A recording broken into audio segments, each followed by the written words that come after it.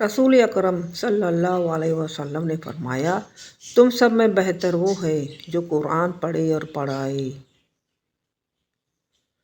خرید و فروخت میں سچائی اور ہر بات کھول کر بیان کرنے والوں کی تجارت میں برکت ڈال دی جاتی ہے۔ جو لوگوں پر رحم نہیں کرتا، اللہ بھی اس پر رحم نہیں کرتا۔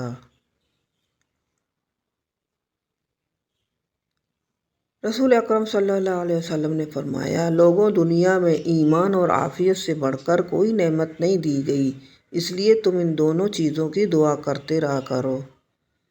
اللہ تعالیٰ نے تم پر ماؤں کی نافرمانی کو حرام قرار دیا ہے۔ دو عادتیں ایماندار آدمی میں جمع نہیں ہو سکتی، ایک کنجوسی، دوسری بد اخلاقی۔ اے لوگو، تم استغفار کیا کرو، میں دن میں 100 مرتبہ استغفار کیا کرتا ہوں۔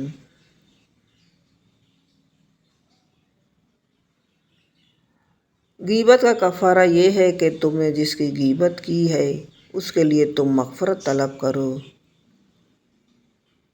صدقہ برائی کے 70 دروازے بند کر دیتا ہے۔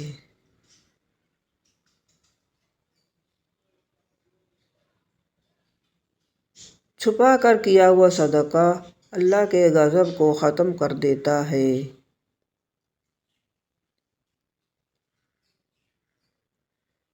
تم سچائی کو لازم پکڑو، ہمیشہ سچ بولو، کیونکہ سچ بولنا نیکی کے راستے پر ڈال دیتا ہے اور نیکی جنت تک پہنچا دیتی ہے۔